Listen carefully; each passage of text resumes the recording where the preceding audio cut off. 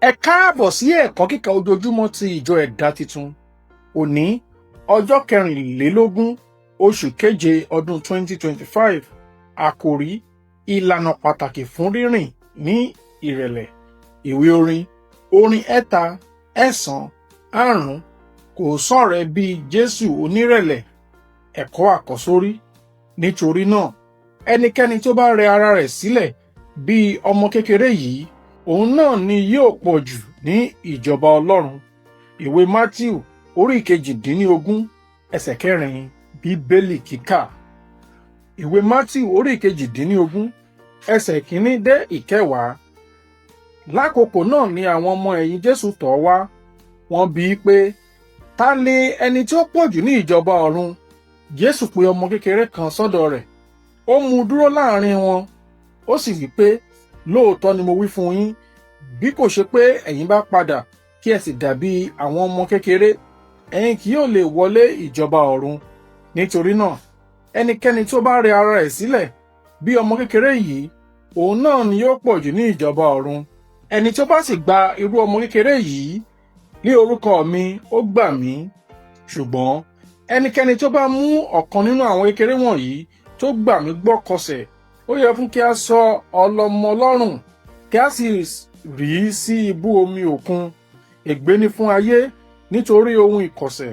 Ohun ìkọ̀sẹ̀ kò lè ṣe kí ó má dé, ṣùgbọ́n ègbé ni fún olúwa rẹ̀ náà nípasẹ̀ ẹni tí ohun ìkọ̀sẹ̀ náà ti wá.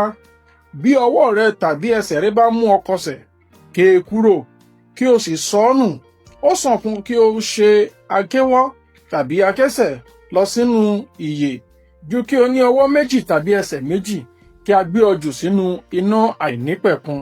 Bí ojú rẹ bá sì mú ọ kọsẹ̀, yọ ọ́ jáde, kí o sì sọ ọ́ nù. Ó sàn fún kí o lọ sínú ìyè ní olójú kan, ju kí o lọ lé olójú méjì kí a gbé ọ sọ sínú iná ọ̀run àpáàdì. Kíyèsára, kí ẹnikẹ́ni má gan ọ̀kan nínú àwọn kékèké wọ̀nyí, nítorí mo wí fún yín pé nígbà gbogbo ní ọ̀run ni àwọn áńgẹ́lì wọn ń wo ojú bàbá mi tí ń bẹ ní ọ̀run. Ẹ̀kọ́. Ìbáṣepọ̀ tí àwọn ọmọ ẹ̀yìn ní pẹ̀lú Jésù fún wọn ní ààyè láti máa bi í ní ìbéèrè oríṣiríṣi. Kódà bí ó tilẹ̀ jẹ́ pé àwọn ìbéèrè náà lè fa àríyànjiyàn. Bí gbogbo ọjọ́, àwọn ọmọ ẹ̀yìn béèrè lọ́wọ́ Olúwa pé, ta ni ẹni tí ó tóbi jùlọ ní ìjọba ọ̀run? Láti dáhùn ìbéèrè yìí, Jésù bẹ̀rẹ̀ nípa títẹnumọ́ pé ó yẹ kí ènìyàn kọ́ ní ààyè láti wọ ìjọba Ọlọ́run. Kí ó tó bẹ̀rẹ̀ sí sọ ọ̀rọ̀ ipò, Jésù pe ọmọ kékeré kan wá, ó sì fi sí àárín wọn. Nígbà náà ni Jésù wí pé, lóòótọ́ ni mo wí fún yín, bí ẹ̀yin kò bá yí padà kí ẹ sì dàbí àwọn ọmọ kékeré, ẹ kò ní wọ ìjọba ọ̀run. Nítorí náà, níbo ni ipò ní ọ̀run ti wá? Ta ni yóò sì di ẹni ńlá? Ẹni tí yóò fi ara hàn gẹ́gẹ́ bí ọmọ kékeré ni yóò di ẹni ńlá ní ìjọba ọ̀run. Ìjọba ọ̀run kì í ṣe fún àwọn agbéraga. Láti lóye ohun tí ìtẹ́lọ́rùn tàbí ìtẹríba túmọ̀ sí, gẹ́gẹ́ bí Jésù kọ́ wa, ó yẹ kí a kẹ́kọ̀ọ́ nípa ìwà àwọn ọmọ kékeré láti wọ ìjọba Ọlọ́run. Ó jẹ́ dandan kí a yí padà, kí a sì ní ìwà bíi ti àwọn ọmọ kékeré. Ó ṣe pàtàkì láti mọ̀ pé ohun tí Jésù tẹnu mọ́ nínú ẹ̀kọ́ yìí ni ìwà bí ọmọ kékeré, kì í ṣe ìwà ọmọ lásán.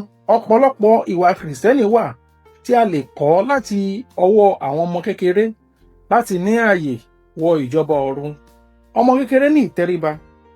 Ó fẹ́ kọ́ ẹ̀kọ́. Ó mọ bí a ṣe ń dáríjì. Ó sì ní ìfẹ́. Àwọn ọmọ kékeré kì í tanni jẹ. Wọ́n jẹ́ olóòótọ́. Àwọn ọmọdé ní ìrẹ̀lẹ̀. Ènìyàn onígbéraga kò lè fi ìwà rẹ̀ pamọ́. Ó jẹ́ ohun ọlọ́gbọ́n láti kẹ́kọ̀ọ́ lọ́wọ́ àwọn ọmọ kékeré.